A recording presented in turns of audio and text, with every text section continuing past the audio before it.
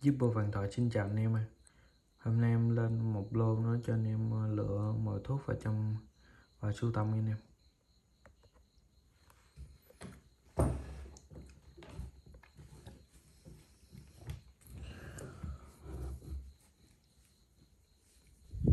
Giờ không biết lên con nào trước lấy lọc hơn đây.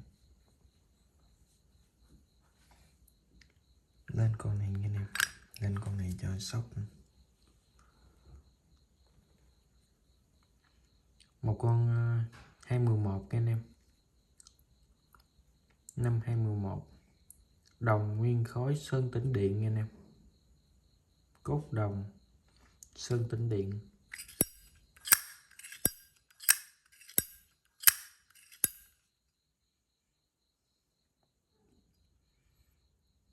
Mới chăm xăng có một lần nha anh em. Vỏ có chì nhẹ nè, vô bảo quản không tốt thôi. Anh em xài thời gian đi rồi mình xả lớp sơn này ra bỏ nha anh em. Nguyên zin nha anh em.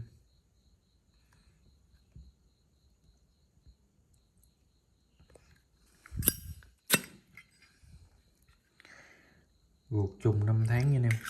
211. Cốt đồng sơn tĩnh điện.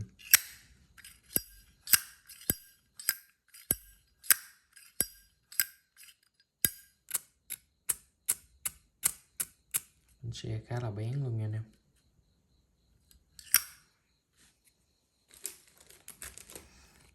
Một con 211.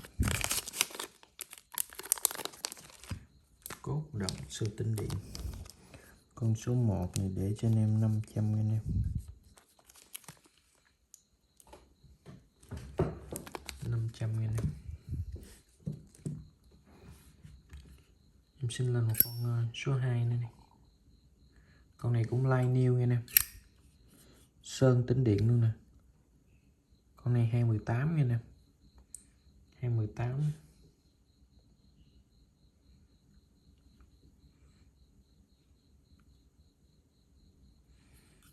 Này dính keo thôi. Cốt đồng mà chôm này chôm bụi nha anh em. Kiểu dáng mà xước bụi bặm. Con này live new nha anh em. Do bảo quản không tốt nữa. Lớp sơn nó có bay nè. Anh em sàn thời gian nó tự chóc ra nha anh em.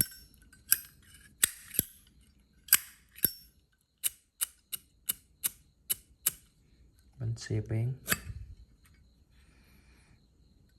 Ruột trùng 5 nha anh em. Ruột trùng 5.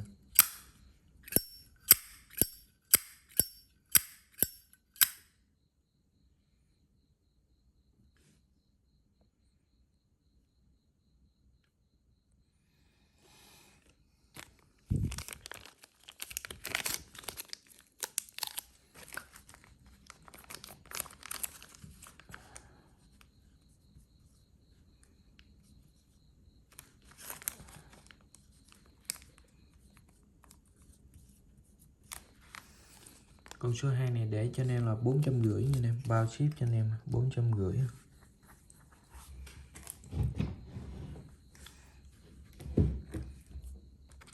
Em sọt một con đời 8X nha anh em. Bên 4 vạch nha anh em. Một đáy này nó hơi mờ một tí là do có thể là lớp mạ nó quá là dày nên nó không lấy nét được mấy cái nét gạch này nha anh em. Tại đa số á, nó dập rồi á, nó mới mạ lên thôi. Cốt đồng mạ chôm xước nha anh em. Con này khá là đẹp luôn. Chưa có chày tơ, chưa có cấn móp gì nha anh em.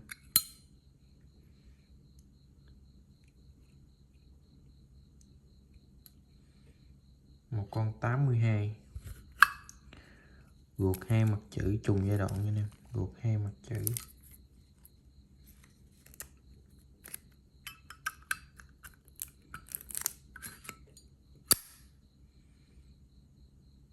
Bản lề này đời xưa là khá là ôm luôn nha anh em.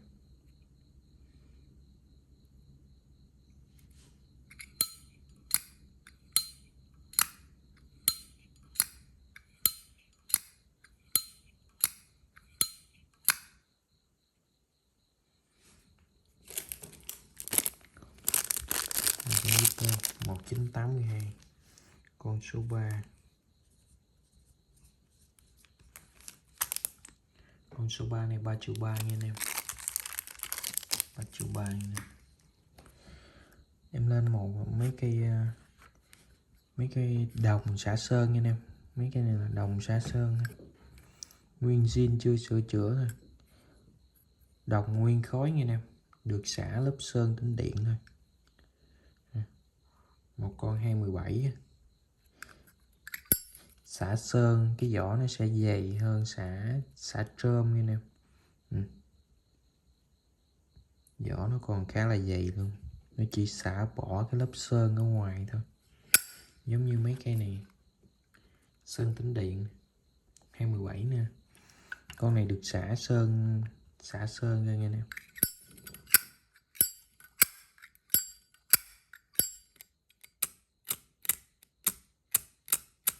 Bánh xe khá là bén luôn. Đã qua sử dụng nha anh em. Đã qua sử dụng 217.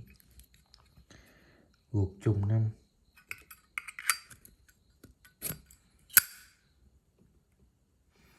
Có cắn nha nè. Cắn móp nè. Cắn trên đầu nè. Dưới đít nè. Ở góc nè. Anh em này là chăm thuốc khá ok luôn nha anh em.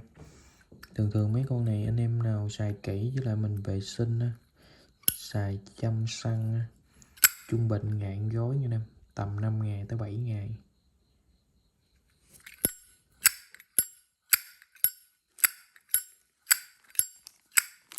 Tiếng khá là hay. Con số 4 này để cho anh em là 500k. Con số 4 là 500k nha anh em. Con số 4 500k. Một con 211 nữa nha anh em. Đã qua sử dụng luôn. Guộc trùng 5 tháng nha anh em. Guộc trùng 5 tháng 211. Đồng nguyên khối xả sơn nha anh em. Xả sơn khá là dày luôn nè. Đó, anh em bóp vô nó không móp vô luôn nha anh em.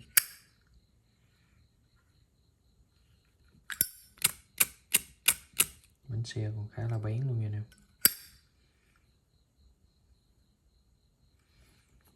Có cắn nha anh em. Cắn thôi. Một con đồng nguyên khối 211 xả sơn.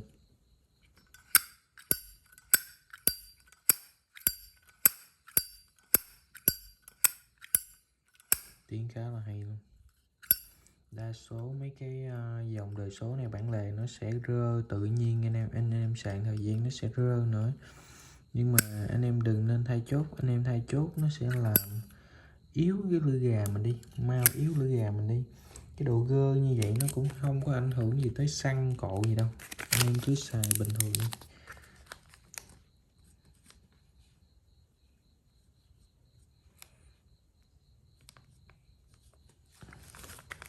Con số 5 này để cho anh em là 500k luôn nha anh em. Con số 5 500k bao ship cho anh em luôn nha. Ở đây em cũng còn vài cây nha anh em. 209 nè, 215 mà.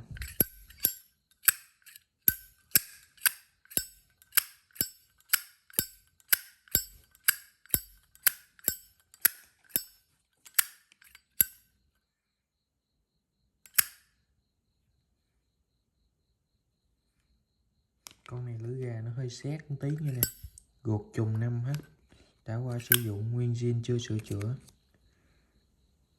Anh em nào muốn hình chi tiết thì cứ inbox Zalo cho em sẽ gửi hình chi tiết từng cây một cho anh em.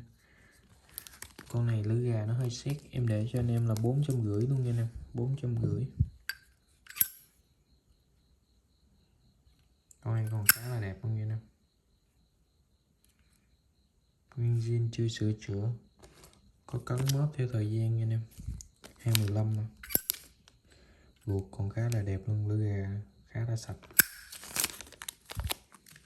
Con số 7 này để cho anh em là 500k luôn nha anh em. Con số 7 500k luôn. 215 nha anh em. Anh em nào muốn hình chi tiết thì cứ inbox Zalo cho em sẽ gửi hình chi tiết từng cây một cho anh em. Con này cũng lưỡi gà nó hơi xét nữa nha nè. 213 ruột trùng 5 tháng, anh em chăm thuốc ok luôn nha nè. Bánh xe khá là bén nữa.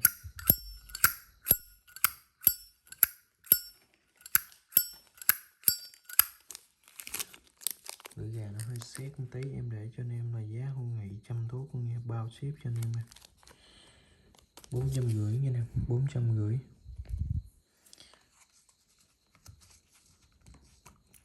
Đổi đi. Một con đồng nguyên khối nha nè.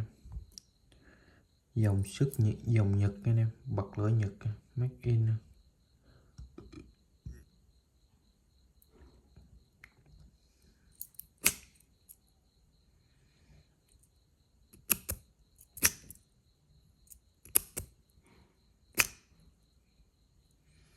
Cơ chế này em cũng chưa tìm hiểu nữa nghe nè.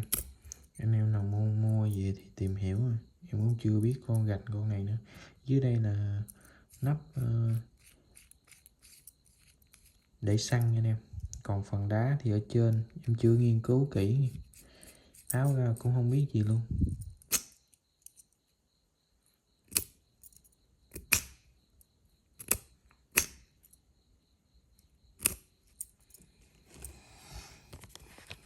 Con này về được 2 cây nha nè. Em nào lấy thì lấy 2 cây.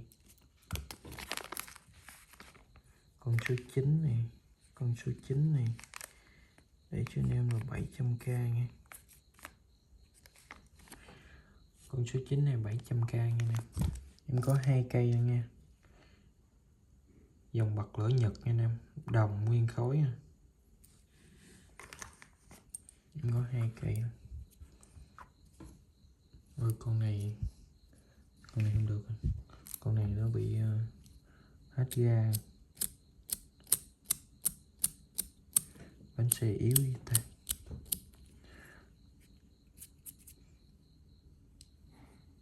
Một con bật lửa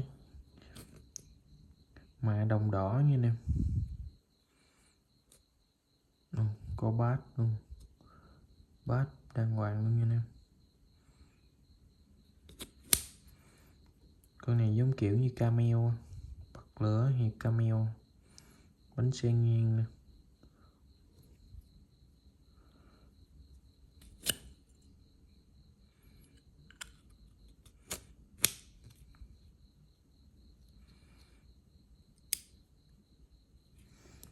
Con này nói chung là anh em nào lấy mấy cây nào trên 2 triệu em sẽ tặng nha. Cây này em không bán nha. Cây này anh em nào lấy trên 2 triệu em sẽ tặng cây này nha. Em xin bỏ qua đây. Em xin lên một con 5X nha em. 3 hàng chữ 194, không phải 1954, 1954 nha em. Bản lề là 5 dấu mập nha em, 5 dấu mập đều nhau. Ở sau là khắc ăn mòn lỗi sơn nha em, chữ ký nè. Con này có xước nha anh em, xước cắn nhâm nhẹ thôi, cắn nhâm mà.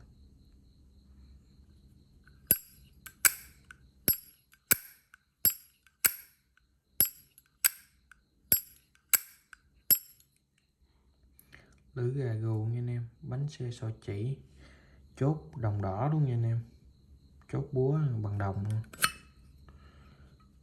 Ruột đúng bát luôn nha anh em, chặn xăng bông.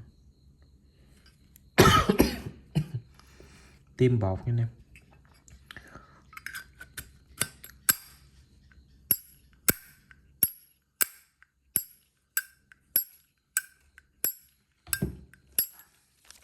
Tiếng cá là hay luôn. Con số 10.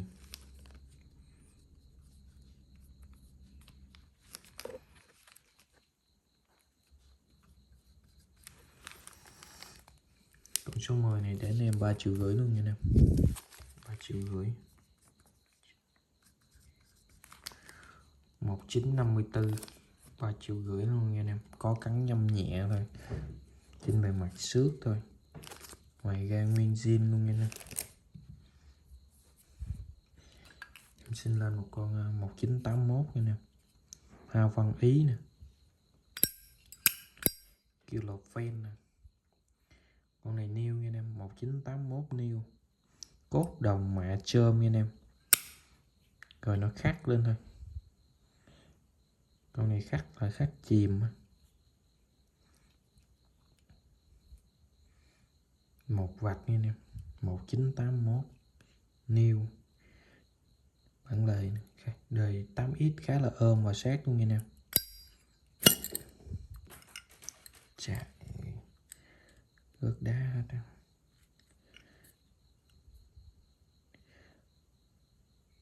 Guộc 2 mặt chữ chung giai đoạn nha em, guộc 2 mặt chữ chung giai đoạn.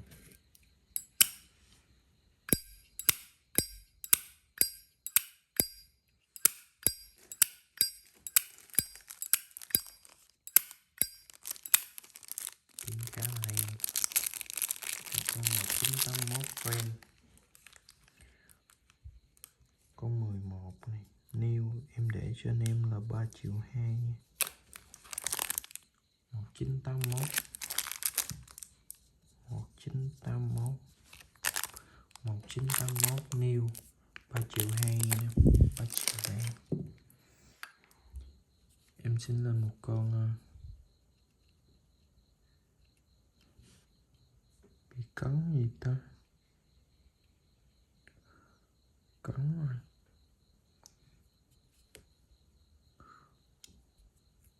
Tự nhiên nó tắt ngang giờ không nhớ. Con này năm sáu mấy luôn ta, như con này 562 anh em à.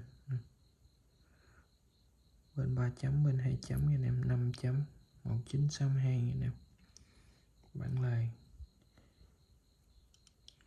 trên bề mặt có cắn nhâm nhẹ 1 điểm nha anh em. Ngoài ra chưa xước tơ gì mấy đâu. Khắc ăn mòn lỗ sơn nha anh em.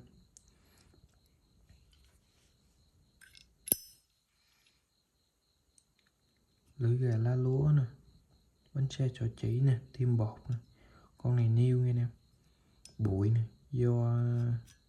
do đá nó oxy hóa, bụi bặm nó đóng thôi. Guộc trùng giai đoạn nha anh em.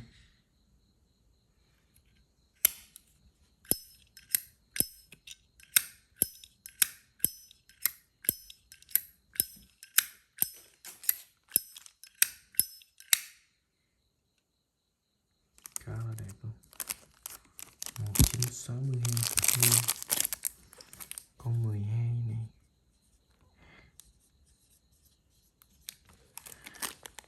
Ba triệu 8 nha nè, 3,8 triệu. 1962 1962, nếu em có nhớ nhầm thì nữa anh em nhắc lại em cái nha. Hôm nay lu bu quá à, quên không có bán mấy dòng 6X này kia, lâu ngày quá em quên. Không biết lên con gì nữa. Một con satin nha anh em.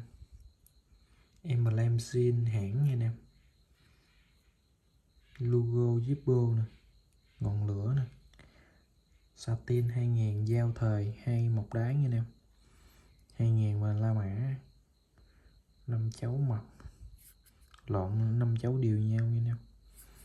Nó to thôi chứ không phải là đều. 3 nhỏ 2 lớn nha anh em. Ơn sao có khắc chữ luôn rồi.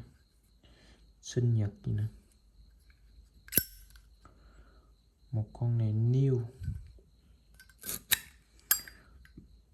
guộc trùng 5.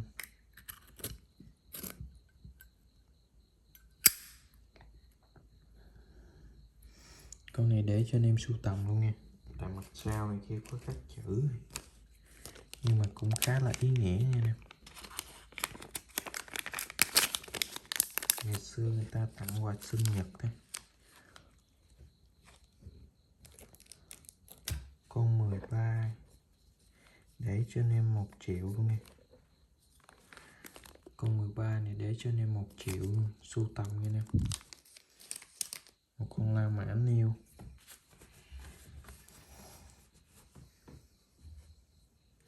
Một con này lên coi chúng ta, 1980 này.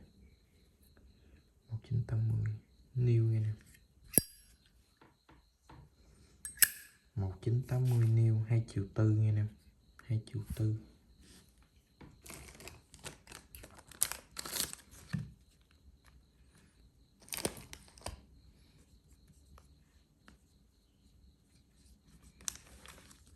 Con 14 1980 new 2,4 triệu. Dòng new thì em không có giới thiệu dài dòng anh em, đa số nó new rồi, mình cũng không nói gì nhiều được. Một con đồng nguyên khối sơn tĩnh điện nha em, 27.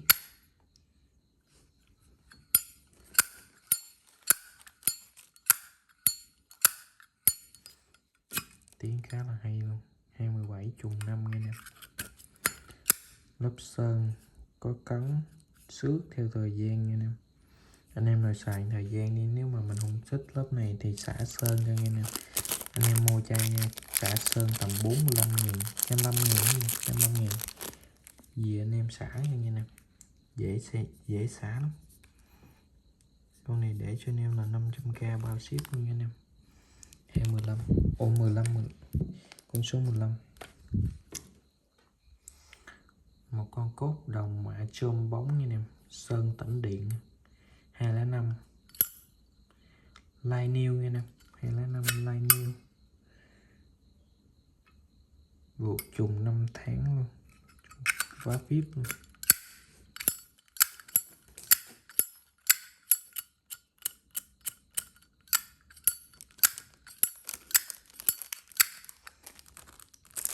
Tiếng không được thôi, mặt sau có xước nha nè, mặt sau có xước nè. Quên quay cho anh em coi nè.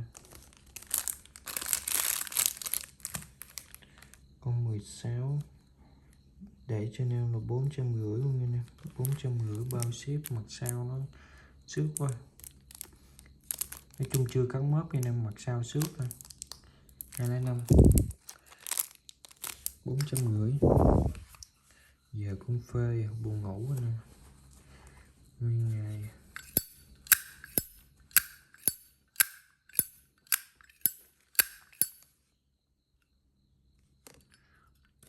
Con này mới chăm xăng vài lần nha anh em. 215 gột trùng 5. Cốt đồng nha anh em, cốt đồng sơn tĩnh điện luôn. 215. Con 17 này bằng giá mấy con kia hết nha anh em. Đa số mấy con đồng sơn tĩnh điện nó giá sẽ nhỉnh nhỉnh hơn nha anh em. 500k bao ship cho anh em mà.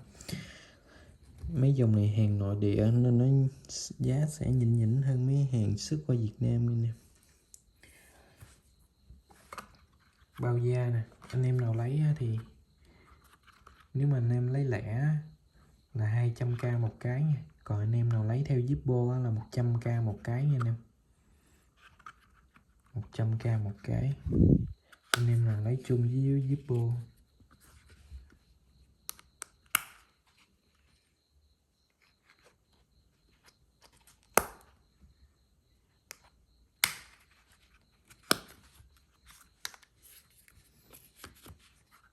Để cho anh em là 100k một cái này. Nếu mà anh em lấy chung với Zip nha anh em. Một con đồng nguyên khối nha anh em. Một con đồng nguyên khối 1995 ruột mạ phàn luôn, ruột lệch 15 nha anh em, ruột 1996 không đáng kể nha anh em, nguyên zin new full box nha anh em.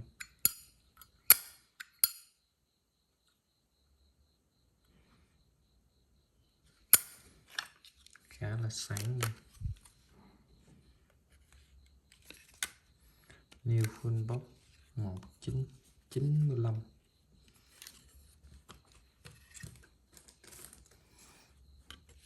Chờ không có giấy hết bọc rồi. Con này anh em lấy thì 1.850.000 nha em, 1.850.000. 1.850.000. Một con La Mã new full box nữa nha anh em. 1999 nha em, 15 La Mã 1999. new full box. Con này anh em lấy thì 1,5 triệu nha anh em, 1,5 triệu new full box.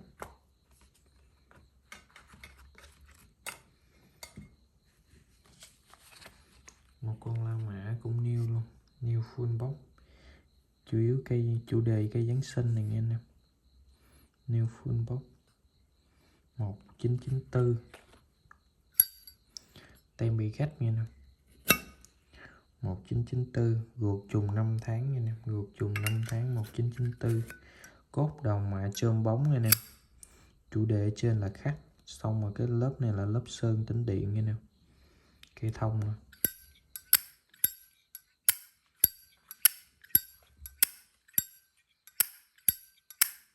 Tiếng cũng khá là hay nè. Một con new full box, chủ đề cây thông Giáng sinh. Con này anh em lấy thì 1,7 triệu nha nè, 1,7 triệu new full box, box zin của nó nha, 1,7 triệu.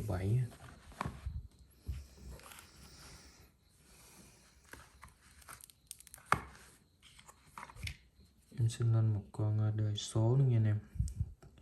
Hết con này em sẽ ngưng nha anh em. Một con 207 new full box còn tem luôn. Anh em nào lấy mồi thuốc thì 5, anh em nào lấy mồi thuốc thì 700k nha anh em, 700k. Con này hàng nội địa nha anh em.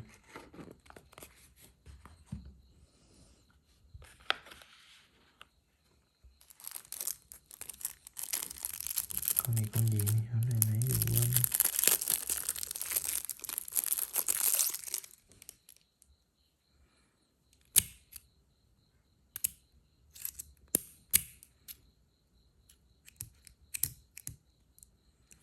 Ôi chưa để đá. Một con đồng nguyên khối nữa nha anh em.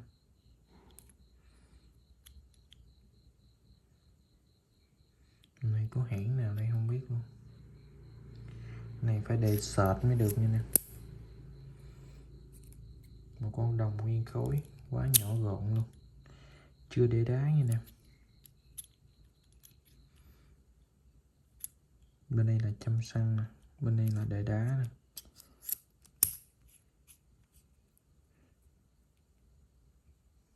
Giống như tại Thiên, cây thước bản. Cái này anh em lấy thì em để cho anh em là 450 nha anh em, 450 đồng nguyên khối. Chưa test nè, chưa để đá luôn nha anh em, new. Kéo ra dày quẹt ra, quá nhỏ gọn luôn. Để vô gói thuốc được luôn nha anh em, để vô gói thuốc vừa luôn. Hôm nay em tới đây là ngưng nha anh em, em xin cảm ơn anh em ạ.